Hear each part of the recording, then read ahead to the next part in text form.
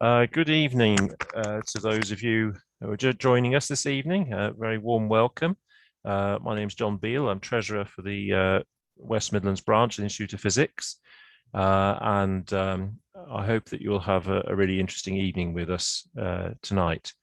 On your screen at the moment, you'll see a few slides of future talks that we have in our local centre.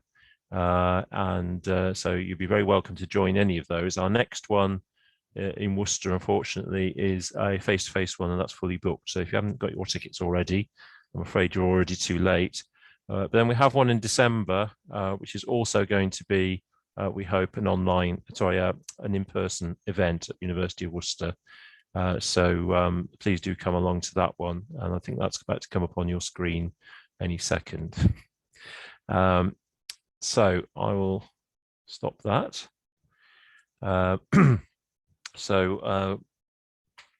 Welcome everybody. Now, we're very honoured tonight to have Professor Tina Potter speaking to us. She is a physicist focusing on the discovery of new physics beyond the standard model. So Professor Potter has been a university lecturer in the Department of Physics at the University of Cambridge since 2018, is now Professor of High Energy Physics at Cavendish Laboratory. She was previously an early careers lecturer at the same department. She studied for MSc and PhD at Royal Holloway University London, and took her first post as postdoc at the University of Sussex. Now, when she starts to talk in the moment, you may be interested to ask questions, and we would encourage you to do so. But as you know, you will not be able to talk directly to the speaker tonight, unfortunately.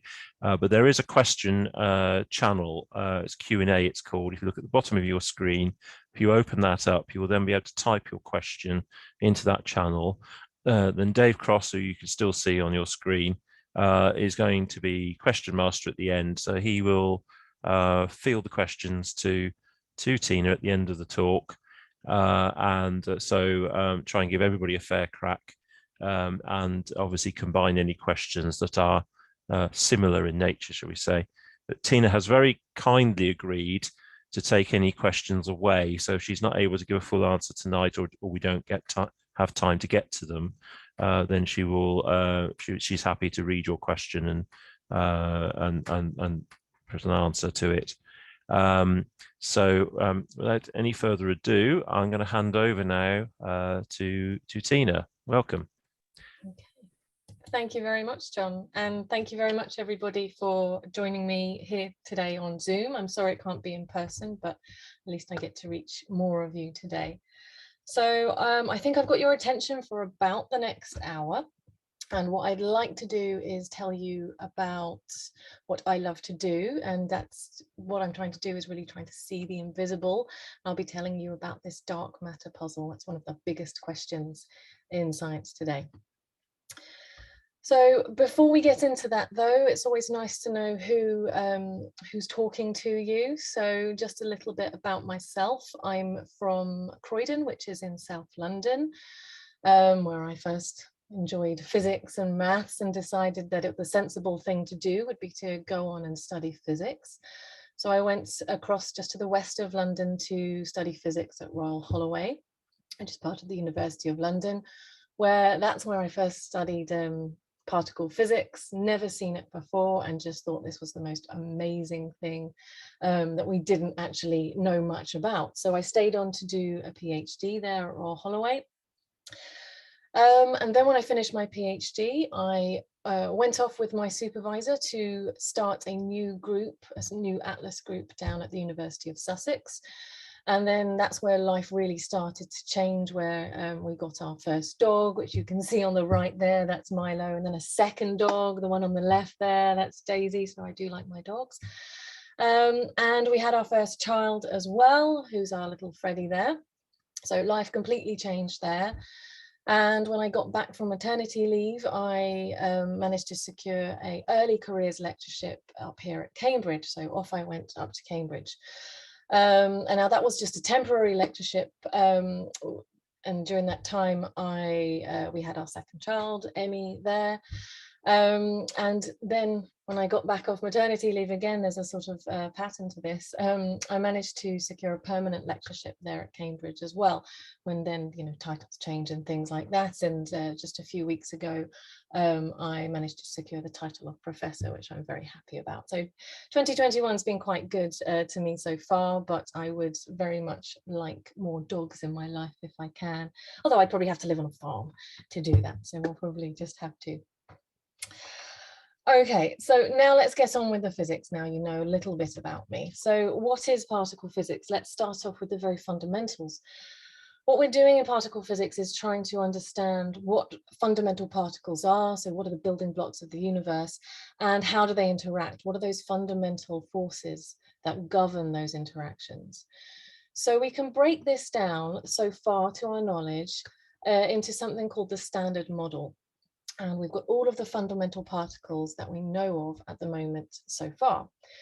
We have 12 things called fermions, which are spin half particles. They're on the outside of this ring here. The top ones in dark blue are quarks. We've got the up, down, charm, strange, and top and bottom.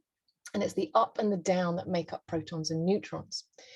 And then we've got 6 leptons. We've got the electron, muon, and the tau, and then also 3 flavored neutrinos as well. And the electron is, of course, the thing we know and love, that orbits our nuclei and makes up the atoms in the universe. So these are our 12 matter particles, these fermions, these spin half particles. And these are governed by 3 fundamental forces: the electromagnetic force, which is mediated by the photon, the strong force, which is mediated by the gluon. That's the thing that sticks the gluons, that sticks the quarks together inside of protons and neutrons.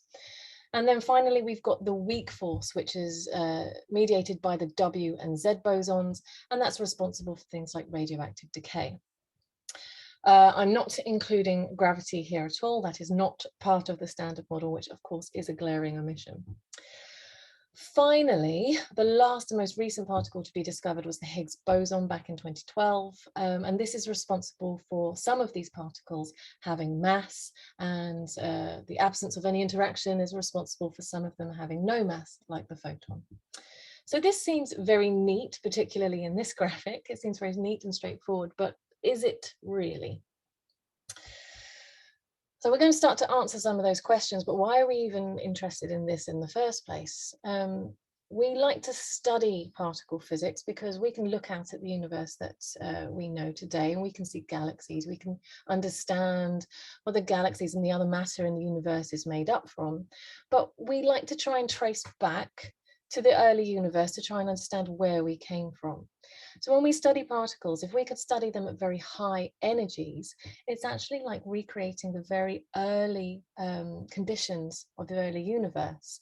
So back here in the very, very early universe, at a very tiny fraction of a second old, we actually had quarks and these all these fundamental particles free and not bound up into protons and neutrons and then atoms. They were free to interact. So it's very interesting to try and understand what physics was going on in that very early universe. So when we do these very high energy interactions in particle physics these days, it's like looking back to the very early universe and trying to understand where we came from. And every time we try and turn up the energy of our experiments, actually we increase the knowledge that we have, and usually we uncover a surprise. Maybe we answer one of our questions and increase our knowledge, but we also end up asking more questions and finding more holes in our knowledge. So some of the questions that we have in science actually belong to particle physics, and they might be a little bit broader actually than science. You know, it's what are we made from and how did we get here? So when we look out at the universe, we actually find that we don't know what most of our universe is actually made from. And that's a really big omission in our knowledge, I think.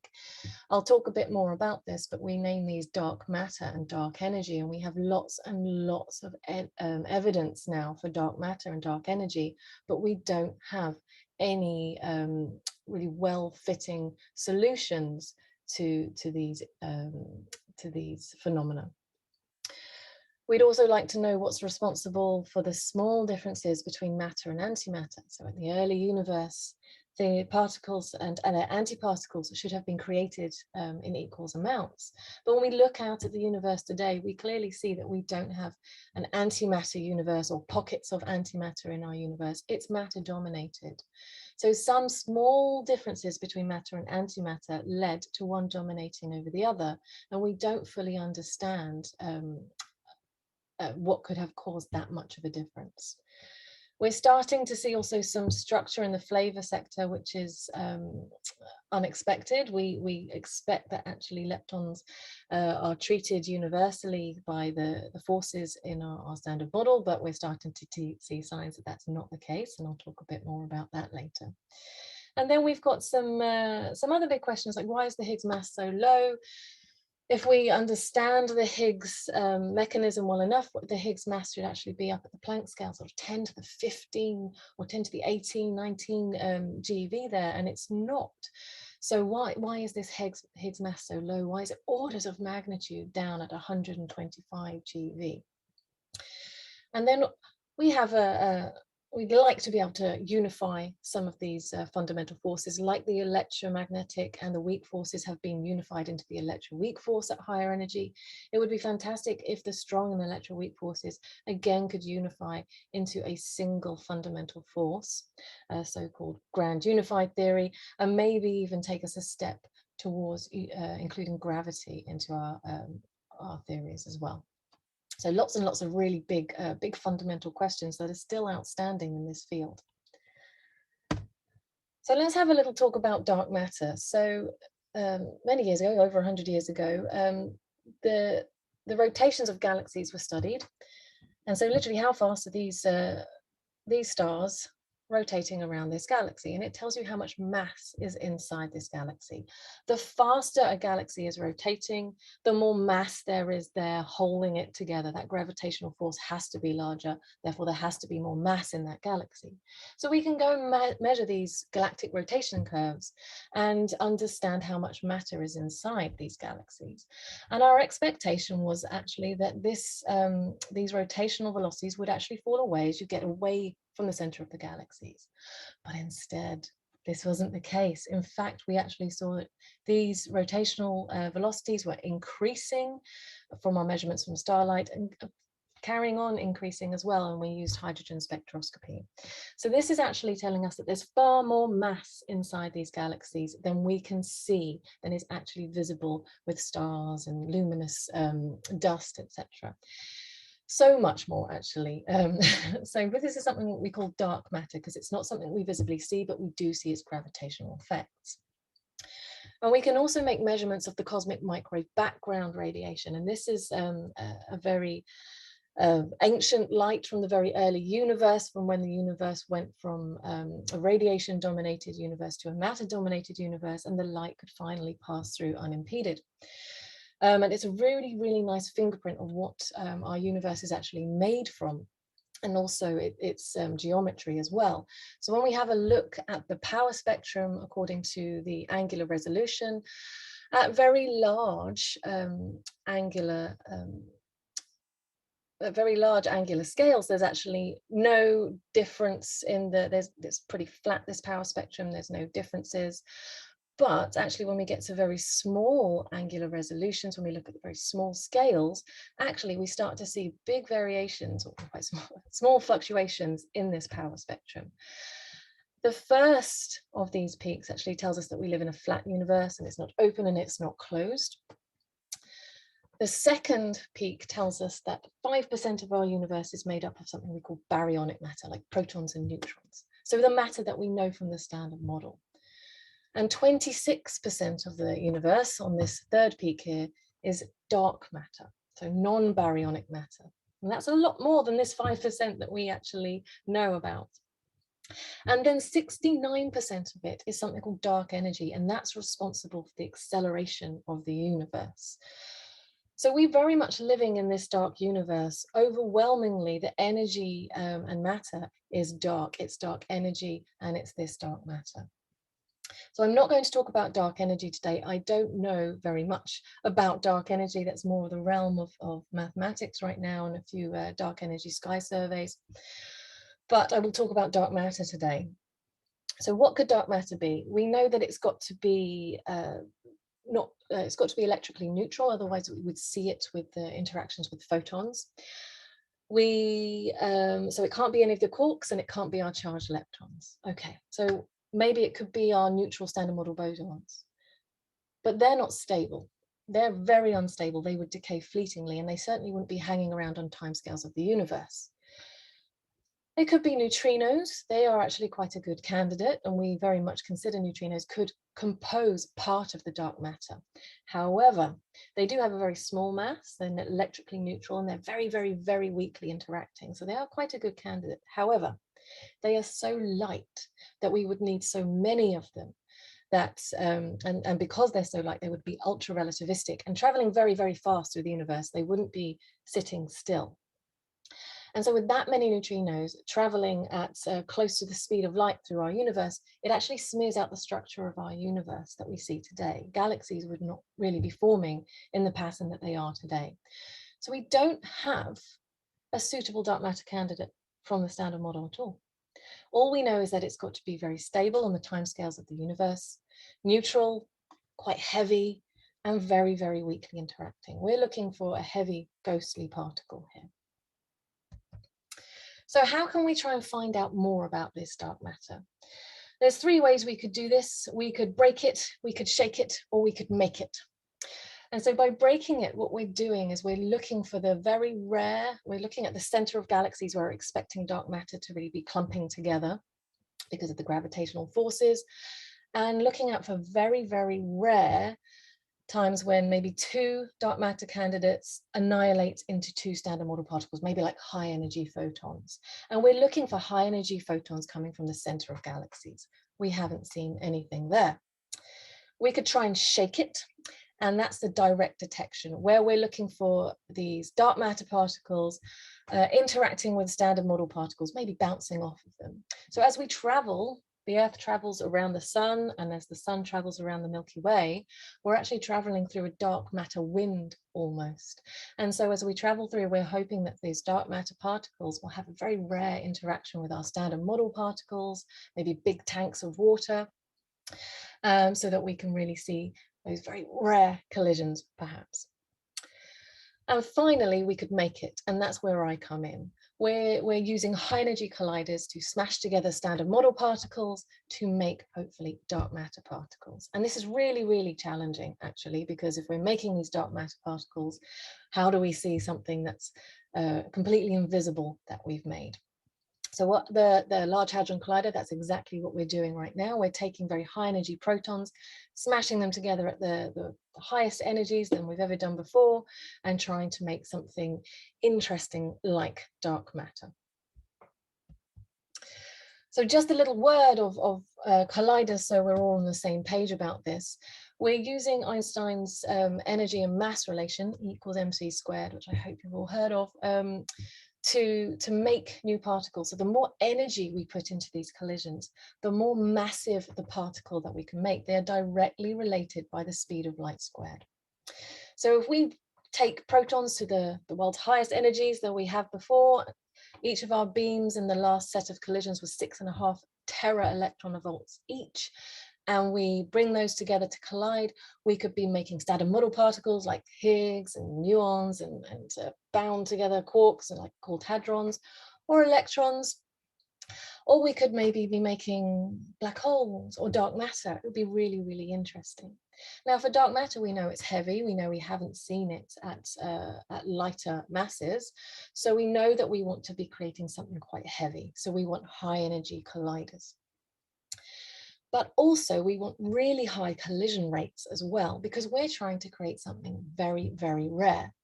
When we collide protons, I've got a few examples here. Maybe most of the time, about 80% of the time, actually, the protons will just interact with one another and just give us a couple more protons, or maybe they'll break up a little bit. And it's not actually that interesting if you're looking for dark matter, if the protons are doing nothing interesting. maybe you could about 15% of the time have a couple of top quark pairs, and that would be fantastic. They're one of our more recently discovered particles, and that's very interesting physics in itself, but that's not telling me anything about dark matter. Maybe creating W bosons, or maybe a tiny, tiny fraction of the time, maybe sort of 10 to the 6% of the time, we might be able to create these very rare, heavy particles of dark matter. So we know they're heavy, we need high energy colliders. We know that it's going to be a very weak interaction and it's going to be quite rare that that happens. So we want very high collision rates so that we can try and grab a few of these. So we've built the Large Hadron Collider, which is currently the world's largest collider in terms of energy and in terms of its circumference. It's just outside of Geneva, about 100 meters underground, so it's nicely shielded by the surrounding rock. And we're using the old LEP tunnel, so the Large Electron Positron Collider that was there back in the 1990s and early 2000s.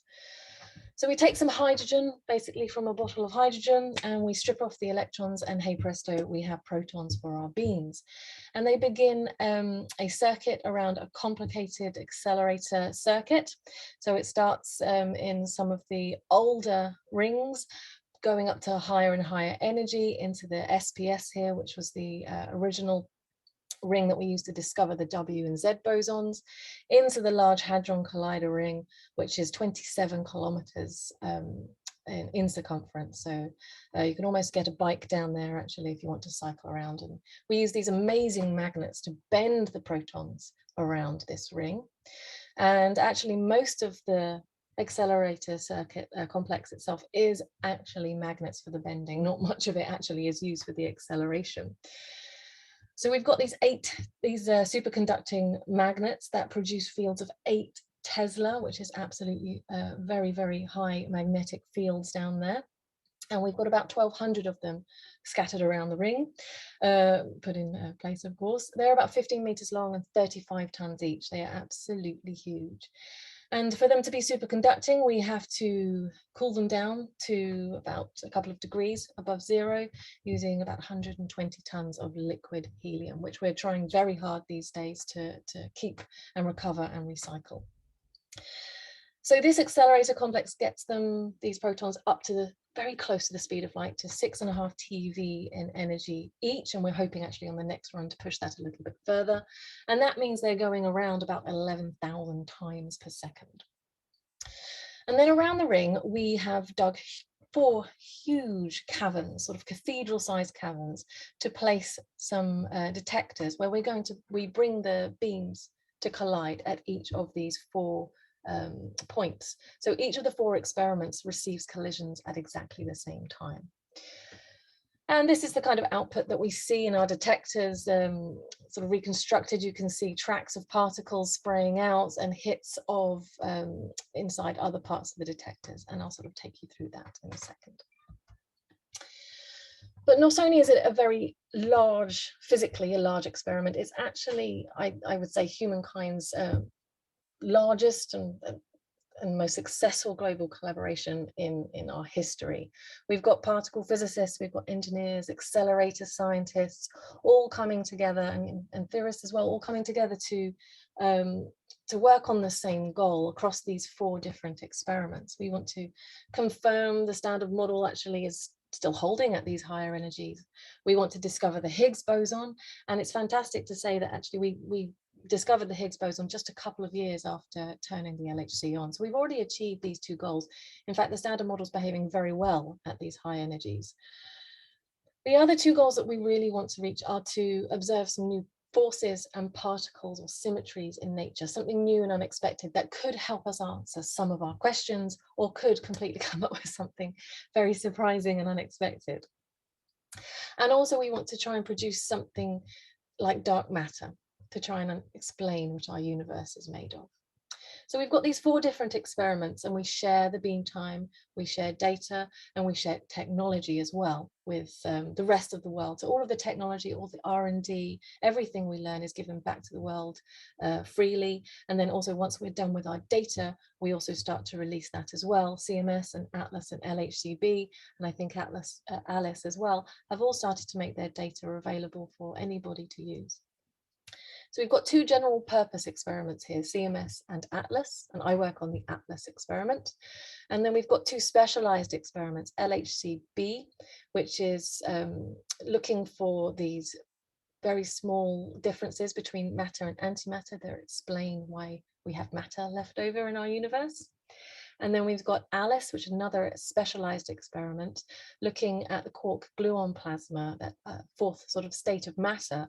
So we don't just collide protons there, sometimes we also collide lead ions, which is a very special state for ALICE.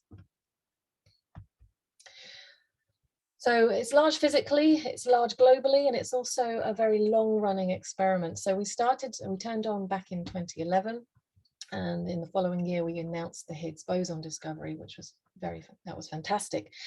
Now the Large Hadron Collider and the four main experiments as well, these were dreamt up of and devised decades before. So really this work started decades before, back in actually the 1980s really, and then very seriously in the 1990s while LEP was running. And we're sitting here today in 2021 after taking two long runs of data at the LHC. We should be quite well into our third run of data, although that's actually going to start later this year. We started actually injecting beams into the accelerator complex today. I'm hoping in this run that we're going to see some new physics discovery. We're starting to see perhaps some windows open that I'll talk about today, but I'm really hoping that we will have a concrete new physics discovery so that when we ramp up to our next run, the high luminosity LHC, that will be characterizing this new physics discovery. It will be fantastic. So it really has been our focus for the last 20 years, and it's going to take us all the way out to 2035 and probably beyond, because it's going to take us many years to actually analyze this data and understand it fully. So here's my experiment. Here's the ATLAS detector. It is also, just like the LHC, absolutely massive. So it's a cathedral-sized detector that we're using to try and understand the most fundamental particles of our universe. So you have to really build big to understand small. So it's 25 meters high and 44 meters across. I don't know if it's coming through Zoom very well, but there's some little cartoons of people standing on the end just here to try and give you an idea of the scale. It is absolutely huge. And so what we've got here is essentially a big barrel with a pipeline going through it, and through that pipeline is where the beams come through either side, and they collide right here in the center of our detector. So wrapped around this pipeline are layers of specialized detectors that are absolutely dedicated to identifying and measuring the particles that are spraying out from these collisions. Now, most of the interesting particles that we want to discover, like dark matter, are invisible, unfortunately, so we need to use the visible particles, the things that we can tangibly measure, instead of the things that we can't see or the things that have decayed too quickly. So with these layers, we can track charged particles close to the center, and then we can stop and measure the energies of things like electrons and photons and protons and neutrons. And then muons, these very penetrating, heavier cousins of the electron, manage to penetrate our entire detector, and they leave a little signal in the outside here, a little flash of a track here, that then we can tell that that was a muon if it's made it all the way to the outside. Things like neutrinos, things like dark matter particles, we cannot detect directly with our detector. Instead, we have to infer their presence from what we actually see. Okay, so sort of at the end of the pipeline, so we've built this huge collider, we've built this huge detector, and then we have to handle what comes out of it. So if anybody's ever gone down into the ATLAS cavern or into the CMS cavern, indeed, there's a huge amount of sensor technology there, and there's a huge amount of electronics, and coming out of those are thousands or millions and millions of wires reading out that data. So we've got about 100 million channels being read out of the ATLAS detector. It's a lot of data flooding out. And also we're colliding those protons incredibly rapidly at 40 million collisions per second. So the data really does flood out of these experiments. That's actually too much, that we have so much data that we don't have the technology to actually write it to disk, let alone store it somewhere. So another challenge that comes with the LHC experiments is actually making a decision of which of the events that we see to actually keep and write to disk. So to do this, we have some fantastic hardware and software that can make that decision very rapidly in a series of stages. To keep an event in less than a second. An event will be decided to be kept between 2 microseconds and 0.7 seconds. I mean, you can see some of the banks of our CPUs here that are dealing with the data that floods out of our detector. And this brings us out from 40 million collisions a second, it's just down to 30 events per second to write to disk. And that is something that we can just about handle with today's technology, and something that we have the capacity to store this information at computing sites around the world. And I think this number probably needs a little bit of updating, maybe since the last run, but I think we've got about 200 petabytes of data in total from the LHC experiments that we're storing around the world. So this is a huge experiment that is also producing a huge amount of data that we can understand a large amount of physics from. So what are we looking for in these collisions? So I'm going to take a step back and try and set the scene of how we try and fill in the holes in our knowledge in particle physics. And there's a tradition for, if you don't understand something, if you've got a hole in your knowledge, to actually introduce a new symmetry or a new particle to fill that hole. And this is traditionally very successful. It was done for trying to understand the negative energy solutions from Dirac.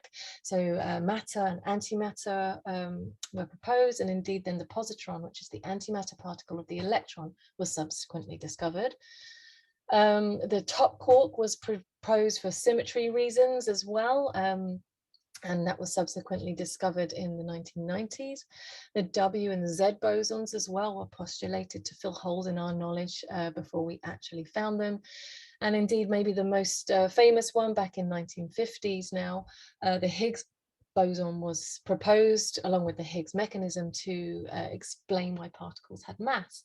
And then there we were in 2012 discovering that particle. So this is traditionally very successful. If we feel that if we find that we don't understand something, there could be an unknown particle to explain it. So what I'm going to do is introduce a new symmetry. Just like we have matter symmetry between matter particles and antimatter particles, I'm going to introduce a symmetry between fermions and bosons. This was done, this wasn't me. Supersymmetry introduces a symmetry between fermions and bosons. So if we have our standard model particles up here above the plane, if we introduce a symmetry, we would have a new superpartner here for every one of our standard model particles. So for every fermion in our standard model, it would have a partner that is a boson. And for every boson, it would have a new partner that's a fermion. Now we know that the partners could not be the particles that exist today. They just don't match. They are not a symmetry there. So in fact, what we're doing here is predicting a whole set of new particles, these shadowy superpartners from this symmetry between fermions and bosons. And that's fantastic because new particles might help to explain some of our big questions that we have in science today. We know we can't do it with just the ones that we have. So here we have supersymmetry, and this is one of my favorite beyond the standard model ideas right now for various reasons. But let me take you through what we have here. By proposing this symmetry between fermions and bosons, we have this rich array of new particles that's predicted to exist in our universe. So for all of our quarks, and these are fermions, we now have superpartners that are bosons called squarks. And for all of our leptons, they have superpartners that are leptons. And for all of our gluon, we have gluinos. And the superpartners of the photon W and Z, they all mix into new particles called charginos and neutralinos. And this is fantastic. New particles let us unify the forces at very high energy, which is quite attractive. They can also make changes to the way that the Higgs mass is corrected and bring the Higgs mass down to these light 125 GeV that we see today. And also, interestingly, one of them could be a fantastic dark matter candidate. Indeed, if the lightest supersymmetric particle is neutral, is one of these neutralinos here, it's actually a fantastic fit for the dark matter in our universe. It's neutral, it's heavy, it's very weakly interacting. So most of our universe could actually be this neutralino that I've ringed here. So I find supersymmetry very attractive for starting to provide some answers to some of our big questions that we have right now, and providing an excellent dark matter candidate. And it gives me this rich array of particles to go and test for at the LHC. So how do we start to search for all of these particles? Of course, we've got to start to narrow it down. We can't just go away and search for this whole set of new particles at once. We have to narrow and focus our attention. So we need to find out what particles we want to search for. Gluinos and squarks have incredibly high production rates at the LHC. And things like neutralinos and charginos actually have much lower rates and would be harder to see. Then we would have to decide how are they going to decay. With such a rich array of particles, we could have decays through the standard model bosons like Zs or Higgs, or if there's any other particles around these Suzy particles like leptons, we could have longer decay chains. So we have to find out what we're going to do here. And unfortunately, supersymmetry has a lot of free parameters in this framework. And the actual masses of these particles and how they decay are parameters of the theory that are at the moment free. So we really have to investigate all of these things because we don't know what nature has chosen. And then finally, we need to figure out what detector signature we're going to use. Things like electrons and muons are detected directly in our detector. If it's a tau particle that's being produced, they decay very quickly into hadrons or into other leptons, into the electrons and muons, and so they're a bit more complicated. And then if we've got decays to quarks or gluons, these hadronize and produce a spray of other particles in our detector, which are even more complex to actually reconstruct. So we put all this together and we use computer simulations to actually decide which options are best suited to find particular types of supersymmetry in this massive framework that we can use. And we pursue as many paths as possible. There are lots of people working on lots of different routes and lots of different searches. So for example, one of my favorite things is to look for charginos and neutralinos being produced and them decaying down to the dark matter candidate through W and Z and Higgs bosons. And so what I do is I pick out a very simplified model within this complicated framework, just a few particles being produced, and I pick a specific decay chain. And then I can then have just the masses of these particles as our free parameters, which controls the production rate as well. And once I have what I call this simplified model, a specific production and decay chain, then we can start to design a search. And we usually pick particular, we'll call them Suzy-like variables, where we expect perhaps supersymmetry to have high values of a couple of these variables to distinguish them from the standard model that might sit at low values or just a high value of 1.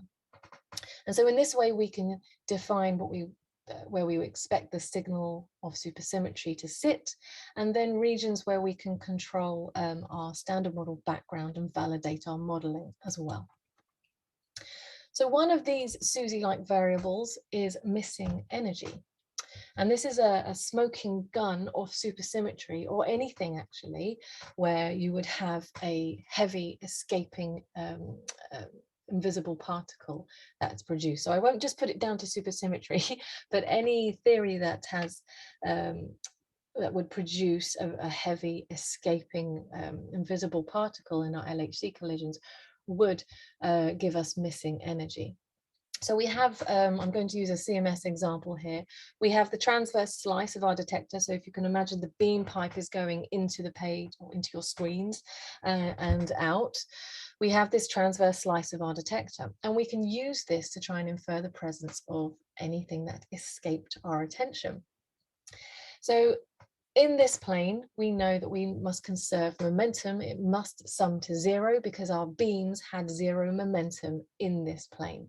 So in this transverse plane, we should be able to sum everything to 0. If we cannot, if we find that there's an imbalance, for example, here we've got lots of activity going up and down and to the right, but absolute silence over here on the left, that is telling us that that's been an escaping invisible particle. It could be a neutrino, but they're quite light. If there's very high values, and we see lots and lots of events with lots of high values of missing energy, it could very well be a dark matter particle that's been produced and escaping our detection. And so we look for excesses of events at high missing energy. If you can this is a sort of toy model here, but the standard model should have some missing energy because we do have invisible particles like neutrinos, and they are produced in our collisions. But it should drop away quite rapidly at high values. Instead, supersymmetry, because of these dark matter candidates are so massive, should be producing a much different distribution that has much higher values at high missing energy. And so when we go away and look at the data, what we're hoping to see is not data that agrees with this blue histogram there. We're hoping to see some kind of excess in these high missing energy areas. So this would be the smoking gun of something like supersymmetry. So we really put all of these ingredients together. How is supersymmetry produced? How is it going to decay? What final state particles are we going to use? Plug in some missing energy as well to form a coherent search strategy. We need to optimize our selection to give us some high sensitivity and also allow us to really suppress the standard model background. We also need to estimate that background very accurately as well and control our systematic uncertainties. And I hope with this approach that we can soon one day have some kind of new physics discovery and hopefully a Suzy discovery. Now, unfortunately, we are sitting at the end of our second run of the LHC. Atlas and CMS have recorded a certain amount of data, which is about 150 inverse femtobars of data. So you can keep that number of 150 in your head, at energies of 13 TeV. And then the next run, we hope to take an additional 300 inverse femtobars of data. So that we've only got about a third of what we expect to have in a few years' time. And then we hope to upgrade the LHC and take 3,000 inverse femtobars of data. So we really are at the beginning stages and only having taken just a small fraction of the total data that we will actually have at the LHC. So early days yet. And we've been looking for supersymmetry, be it strongly produced Suzy, weakly produced Suzy, and you've got quite a nice summary here of a subset of some of the Atlas searches from earlier this year. Because we haven't seen any signs of supersymmetry yet, we can then start to make statements about what supersymmetry certainly couldn't have existed in these collisions based on our search results. And we've set some very high mass limits actually on the gluinos and the squarks, but some lower mass limits down here on some of the weakly produced Suzy particles. So I'll just take you through some of the details of some of those yet. So I like to split up supersymmetry, these vast array of supersymmetric particles into 3 different strands here. If we start just to have a look at what I call the strongly produced Suzy particles, we've got some squarks here and the gluino, and these are the super partners of our quarks and gluon. And because they interact via the strong force, that's our strongest fundamental force we have, they should actually be produced at very high rates at the LHC.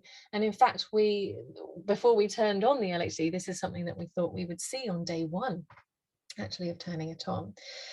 So because these should be produced at high rates, we actually can set some very stringent mass limits on the absence of any excess.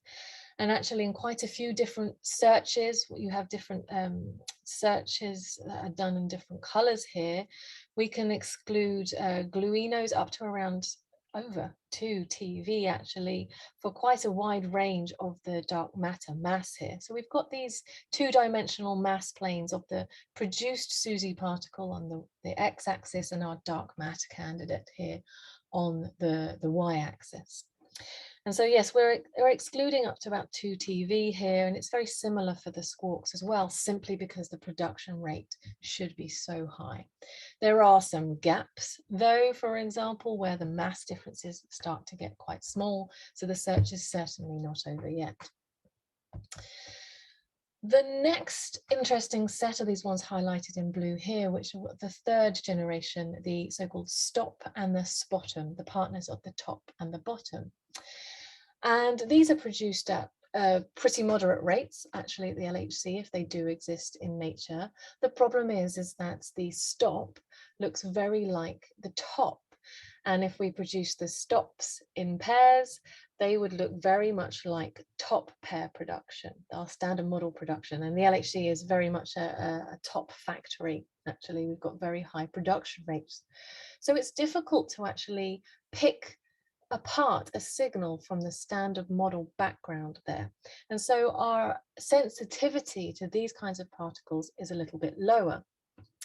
And so, for example, our exclusions in this 2D plane for the stop mass versus the neutralino dark matter candidate mass here, up to around 1 TeV here in all sorts of different final states and decays that are searched for. But there are still some gaps that exist here that we really need to start to try and address and push into. You could very much have a 600 GeV stop exist in nature, yet we don't have sensitivity to it right now. It is experimentally difficult to reach it. And then finally, my favorite is an area that I've always worked on actually, which is the electroweak Suzy particles, because they're so tough. They should actually be produced at very low rates and have very standard model-like signatures in our detector, which makes them a real challenge to search for. And actually one of the most viable candidates now for supersymmetry are these electroweak Suzy particle productions. And so we still haven't seen anything here, but because of the lower production rates, then we're excluding out to about 700 GeV in the lepton masses and about a TeV in the chargino and neutralino masses. But we've got some glaring gaps in our sensitivity here again, even down to low masses in the leptons, even just 100 GeV. We don't have sensitivity when the lepton is 100 GeV and the neutralino is about 60 or 80 GeV. We just don't have the sensitivity. We need to try and close those gaps now. And it's similar along here for the chargino production and neutralino production. There's still these gaps here as you start to get closely mass neutralinos and charginos. So there's still very much a lot to play for here. And finally, maybe the more exotic of them all are the long-lived Suzy particles. So we have quite a few long-lived standard model particles. There's nothing to say that the Suzy particles would have to decay promptly. They could, just like the standard model particles, travel into our detector some way before decaying. And if they do this, they can leave some absolutely fantastic experimental signatures where maybe if the particle is charged, you see a track, a very ionizing track into our detector, which then just disappears as it decays. You can have disappearing tracks. You could have tracks that suddenly just appear as well as something decays. We can have displaced vertices where maybe a neutral invisible Suzy particle traveled into our detector and then decayed. So just producing particles from further into our detector in the middle of nowhere. So these are all very, very interesting experimental signatures as well. I won't be able to go into all of these, but these searches exist for the long-lived particles as well. And certainly we haven't also been able to cover absolutely everything, but we haven't seen any excesses yet either.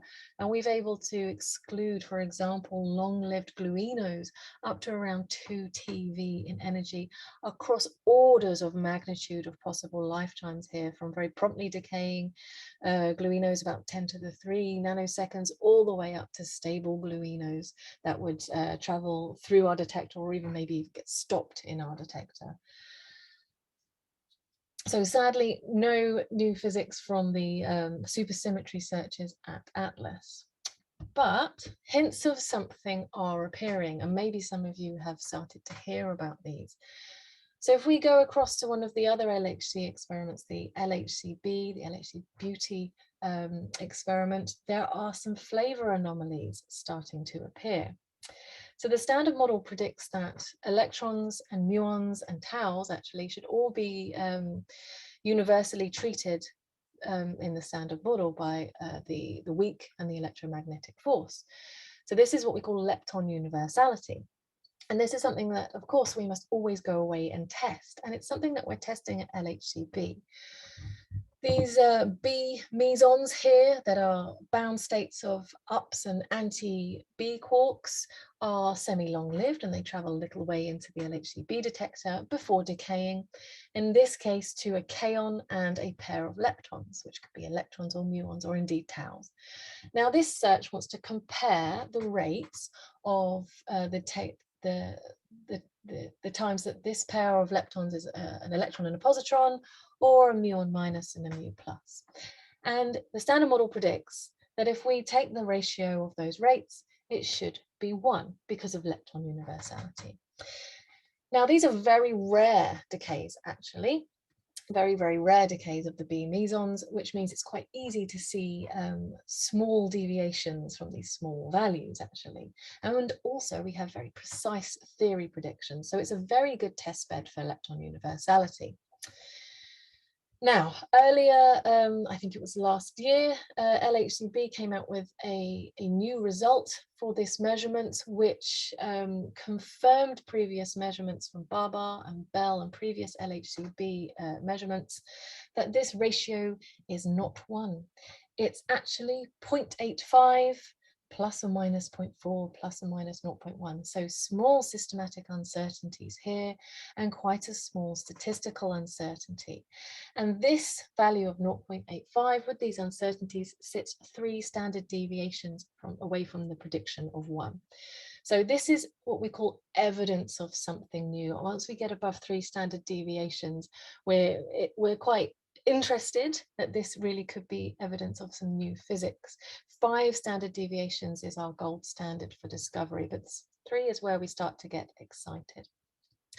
And interestingly, we have seen similar effects in other rare B meson decay modes as well, and this very much could be the first glimpse actually of new physics affecting some of these decay rates. So instead of a W boson loop here with an upcharm or top quark, it could be new physics entering into this decay, like a leptoquark, altering the rates of decay to electrons or muons. So this is really quite exciting. We might see, it might be, for example, something like a leptoquark affecting this ratio and bringing it away from 1. And in fact, a brand new slide for you today is that a new result was released from the LHCb experiment today, and a seminar was given at CERN by my Cambridge colleague, Harry Cliff, to have a look at this ratio of decays to electrons or muons in other decays of this B meson, where it doesn't go to, for example, this K+, it could go to a neutral kaon or an excited kaon here. And these are even more rare decays, actually. So we have fewer of them and our statistical uncertainty is larger. But these 2 values that we've measured here also sit away from 1. We've got a value of 0.66 here for the neutral kaon and a value of 0.7 here for the excited charged kaon. And because of their larger statistical uncertainties, we've got smaller standard deviations. So they're about 1.5 standard deviations away from 1. But certainly along with the other ratio measurement, actually we're seeing that this indeed is a trend that is continuing in multiple different channels here from LHCb. So it's certainly something to keep your eye on. And then earlier this year, we had some very long-awaited results from the Muon G-2 experiment over in the US. And this is one where we were measuring the magnetic moment of the muon. So the muons are charged and they have spin because they are fermions. And so actually they act like little bar magnets, and their magnetic moment, or their spin, actually precesses if it's in a magnetic field. It doesn't stay still. And so how much, the rate, the frequency at which it precesses actually depends on how it interacts with the magnetic field. So if you're a little muon and you're sitting in a magnetic field, actually you're exchanging a photon with the rest of the apparatus. But to understand this to very high precision, it's not just exchanging a photon here. We also have to consider the higher order, more complex diagrams. Maybe we have Z bosons or Higgs bosons, for example. These very complicated interactions, very rare interactions, affect the precession of the muon's magnetic moment. So all of the known standard model particles contribute to the muon's magnetic moment, every single one. And we need to actually calculate this very precisely to understand it properly and look for any deviations from what we know. Now, 20 years ago at BNL, this measurement was done, and it was very far away from the standard model prediction. Actually, the BNL experiment sat very far away from our standard model prediction here, about three standard deviations away, if I remember that correctly. So what we've done is built a far more superior experiment down at Fermilab to run this experiment again with even more data and even more higher precision. And that result came out earlier this summer. And the new result here from the Muon G-2 experiment from Fermilab confirms the BNL anomaly. And you can combine the results of these two experiments, and the average sits 4.2 standard deviations away from the standard model prediction. So this really is evidence of something new, or evidence that we don't understand our predictions at all. And one thing it could be is new particles that we don't know about, new particles that maybe we've dreamt of or not dreamt of, also entering into complicated loops here with the exchange of photons with the magnetic field, affecting the muon's precession. And in fact, this could be a Smooon, the superpartner of the muon, coming in and affecting the muon's magnetic moment. And if you remember that exclusion that I showed you a few slides ago with our supersymmetry results, there's quite a lot in play along this, this gap here. So indeed, maybe this could be a Smooon that actually exists in nature. The LHC is not yet sensitive to it, but could be affecting the G-2 experiment, the muon's magnetic moment, and perhaps almost always also entering into the LHCb anomalies as well. So what's next? What do we do now? So we're sitting here in 2021. We are going to do a third run of the LHC. After that, we're going to shut down and upgrade everything so that we can actually collide our protons at even higher rates and take data even faster, something that we're calling the high luminosity LHC. And I hope we'll have a good hold on something there and have an announcement that there's something new and be trying to characterize that then. So we've got a lot to do still on the LHC program that will take us out to 2035. But what then? Well, it actually depends on what mode we're sitting in. Have we discovered something? Are we in discovery mode? We want to go and measure and characterize that new physics, or are we still searching? Do we need more statistics or higher energy? And to really make that decision, it's hard to make that decision now, knowing and seeing into the future. I very much hope we'll be in discovery mode. But what we'd like to do is build a complementary set of colliders that would focus on both of these targets to address the discovery, and also to address to build a precision experiment to try and measure new physics as well.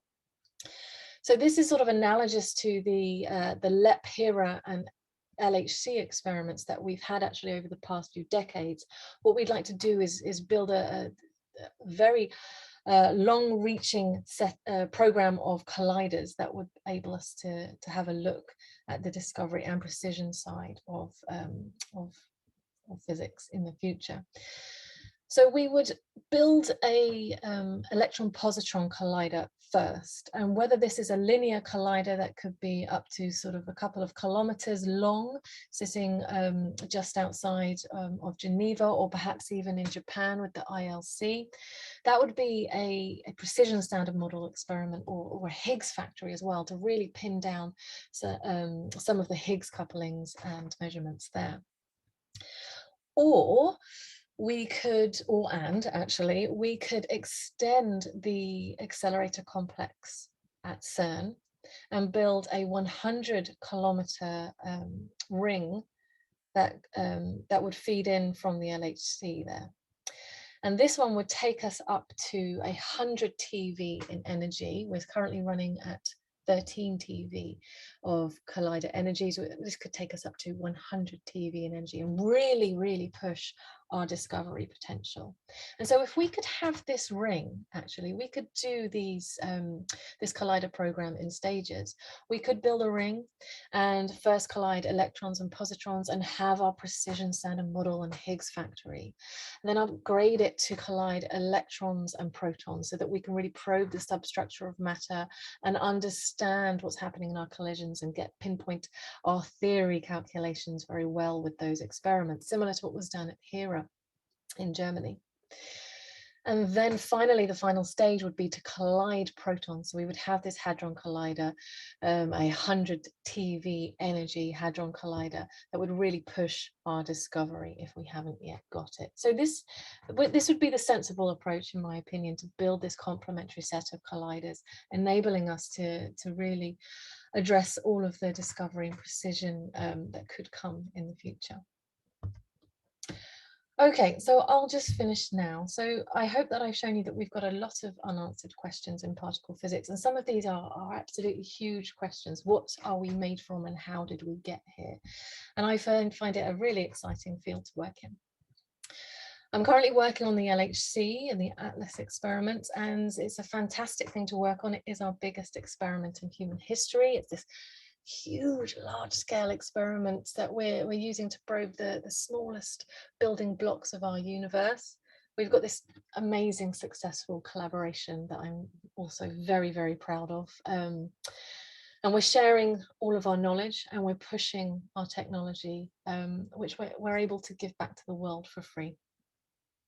So I personally have these high hopes that we're going to have a discovery for the LHC. Everything's pointing to us being on the brink of a discovery. I hope it's going to give us an explanation for the shadowy dark matter in our universe.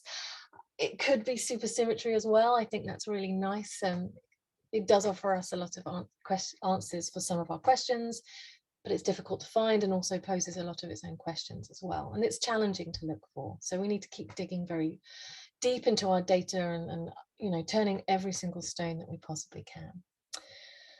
And it's also our job now to look forward and design the colliders for the next generation. The Large Hadron Collider cannot be the final collider that we build and that we use to really probe the nature of our universe. It requires literally more digging and digging more tunnels, digging more caverns for detectors, but it should allow us to measure the properties of any new physics that we can discover. Or will it allow us to continue the quest that we have for dark matter and be probing the standard model? So that question, I think, is still to be answered, but I very much hope we'll have an answer for dark matter in the years to come. Thank you.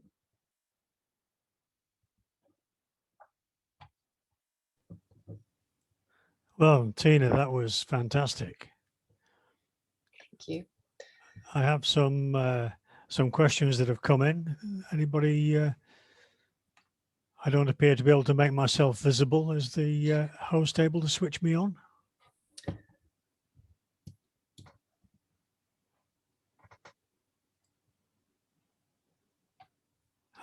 Hello. Hi. Well, now you can see me. I'll say again, thank you very much for that. My head is absolutely buzzing, just about as much as your detectors, I suspect. Mm. I'll run down the questions as they came in, although they may be jumping about a little bit. And this first one says the questioner is Norman Pomfret, and he says he might be a little bit off topic, but what's the relevance of muons streaming to Earth, and where do they originate from? And that prompted the thought with me that we're doing our best to simulate the high energy processes that go on in the universe. Perhaps you'd say something about what we can learn from what is happening elsewhere. No, that's actually a really interesting question. In fact, the highest energy interactions of the universe are not happening at the LHC. Some of them are happening in our upper atmosphere, as very high energy protons and photons in the universe hit, from supernova, from lots of other places elsewhere in the galaxy, from active galactic cores, hit our upper atmosphere. What happens is they interact with our atmosphere and they produce showers of particles, some of which are muons, some of which are neutrinos. And you can have this shower of particles onto the Earth's surface, into the Earth's surface as well. And we have experiments that are designed to detect cosmic ray muons and also neutrinos from these atmospheric interactions as well. And so far they are, this is one of the ways that actually we discovered neutrino oscillations, that they oscillate between their flavors. And I think cosmic ray muons are also very interesting as well, although I think so far as we know, they're all matching our expectations from astrophysicists and cosmologists, as far as I know. Yeah, one of the things that one of the preconceptions that I arrived with today was that before you started talking was that dark matter is really a concept dreamed up by accountants, because it stems from counting the matter that we can see and not being able to find all of it. And a question here from Douglas Blundell, David Wellesby. Every year we're finding more and more matter with dark black holes, black dwarfs, etc. Is there any reason to believe that the accounting is largely responsible? This is a really interesting question. One of the candidates for dark matter is not a particle. It's actually what we call machos, these massive compact halo objects. I think it is machos. There we go. And they are things like brown dwarfs, black holes, matter that maybe we cannot, that is not so visible to us, but unfortunately it doesn't account for enough. When we have a look at the cosmic microwave background radiation, it's telling us that it's non-baryonic dark matter. It's not quarks making up protons and neutrons. Therefore, it cannot be brown dwarfs or black holes or the matter that we know of. It has to be something non-baryonic, non-standard model. It could be partly, it could be part and part, you could have a small amount of a non-particle dark matter. It could be a small amount, but everything that we're seeing actually says that actually only a small fraction of our universe is things like that we know. On the same sort of topic, I've got a question from Graham Fraser, who says, what is it about the position and intensity of the peaks in the cosmic background that indicates that they're baryonic matter and dark matter rather than anything else? Okay, so I'm not a complete expert here. This is not my experiment. From what I understand is when you get to the smaller and smaller angular scales, you start to see effects from different interactions and different processes that were around at that time of the universe where it became transparent to the light that we're seeing now. And so the baryonic interactions affect a smaller angular scale than the dark matter content, which is why they're in different positions. So I think it's both the position and the height of the peak that's telling us these things. Okay. And a question about Suzy, and the in fact there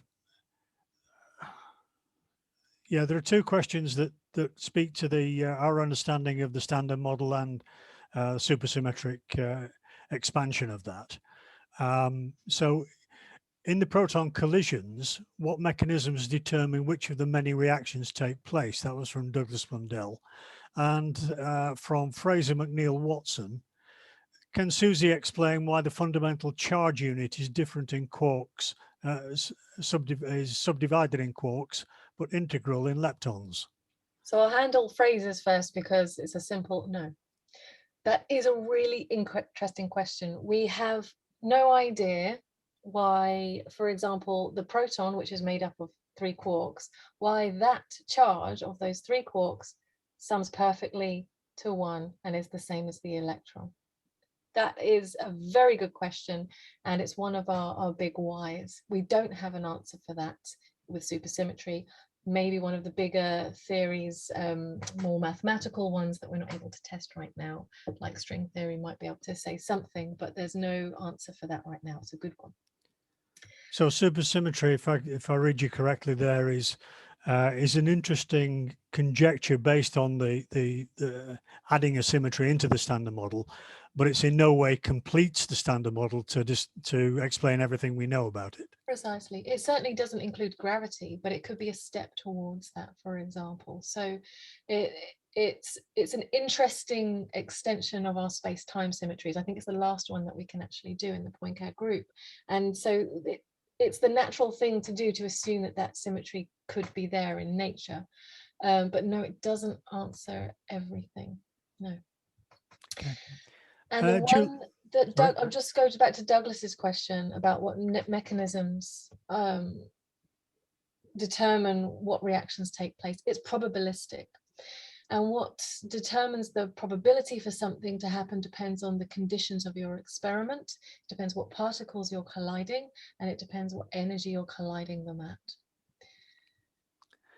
That speaks to a question that was at the back of my mind and has been put into words by Peter Clift. Given the significant amount of collision data excluded and the very low probabilistic chance of creating dark matter particles, how do you know you're not excluding the interesting collision data? Your selection algorithm is throwing away an awful lot of data. How are you sure that it's not throwing away the gold dust? Indeed, isn't that just a scary thought, actually? So we do use computer simulations to define our menu. We call it actually a trigger menu, so that we can select off of this menu and record the data. And so most of it is actually extremely generic. So does it have a high energy electron, or does it have a high energy muon? Does it have lots of missing energy? And we hope that we are covering the characteristics of any new physics signal within that menu, but we constantly add to it within the rates that we can, the bandwidth that we have. We constantly try and add to it things that where we could be missing. So this menu evolves with time and it evolves with every run, and we try and add to it to try and grab rarer signatures that maybe we're not already grabbing. But it is a very good question, and it's something that we're always reviewing. Okay. There's a detailed question here, which I'm not sure perhaps you can put on the chat later. Somebody's asking if it's possible to see the link to the Muon magnetic moment report that you put in your slides. Well, a simple internet search of the G-2 experiment will probably bring up the YouTube seminar where they announced the discovery and also the paper. Okay. Question from Julian Onions. Have you looked into superfluid dark matter theory? And does that produce particles that could be made at the LHC? Now, I have no idea what that means, so I simply repeated it. But the question I would formulated myself was what alternatives to Suzy are getting credence at the moment. Yeah, I'm afraid superfluid dark matter theory has also reached the limits of my understanding, but hopefully the signature wouldn't be too different to what we're already looking for, something that would produce an imbalance of energy and at least some excess that we can go away and characterize. But it's a really good question. So if we do start to see an excess of something, how do we tell it's supersymmetry or not maybe extra dimensions or miniature black holes, or all of these amazing things that we are actually, or leptoquarks that we're searching for at the LHC? So one thing what we would have to do is go away and characterize this. And one of the main things about supersymmetry is not just its missing energy from the escaping neutralino, is the spin of the particles that's being produced, which affects the angular distributions of their decay products. So that's when you start to get into the characterization and measurement of the new physics that you're discovering. It wouldn't just be like, here's an excess, I've discovered something. The next challenge would be, what is that? What's the spin of this particle? What's its mass? What's its composition? How does it interact? What's its couplings with all of the standard model particles? So there's quite a lot that once we have an excess, and I'm sure we will see something strange soon, we still have a huge job to do. Well, I think you've given us a completely new insight into the searching for a needle in a haystack doesn't even begin to cover it in any way, shape or form. But I suppose the one thing we should not be at all surprised about is that what you really want is bigger and better toys with which to continue the search. And I have a question from Jeffrey Vaughan that says, how much would the new colliders you've outlined actually cost? It's a really, really important question, actually, because we want value for money. It's not our money, right? It's the public purse that pays for this. Be it many different countries contributing small amounts across the world, it still does amount to a lot of money. Now, if I remember correctly, the LHC, including all the experiments, was $6 billion, which used to sound like a lot of money, but I think we're doing quite a bit more from our national debt these days. So maybe it's small fry now. But I think we're talking about, on a similar scale, the biggest cost at the moment would be digging the tunnel. Yes. That would be the biggest cost right now. I can't quite remember what the cost of that, but we are talking about billions, not trillions, just billions. But it would be towards a physics program for hundreds of thousands of scientists across decades and across the whole world, with also pushing all of the technology that would then come out of that as well. So we would hope that a huge amount of sensor technology and also magnet technology could be fed back into the world for that. Sounds to me like a project for the next generation. It is. It's a really good point. I mean, if the Future Circular Collider, the FCC, gets turned on, I will have retired by the time we do proton collisions. So it's definitely for the next generation. Well, I thank you very much again for detailed answers to detailed questions, even some of which I understood. I think, is John about to take over and wrap up? Hello, thank you, David, for fielding the questions very, very ably there. Now, we don't have any unanswered questions, but I'm sure if you want to use the last few seconds to type a question in, then we can let Tina have it, and she'll respond to you afterwards. Also, there is this webinar has been recorded, so if you get in touch with us again afterwards, if you want to see it again, or you want to share it with somebody who wasn't able to join us tonight, I'm sure I think there's going to be a YouTube channel with it on for IOP West Midlands. But I've certainly learned a lot about dark matter, and I just want to thank Tina very much for an extremely clear and well delivered presentation. It's not easy material to get across, I know, and I understood almost most of it.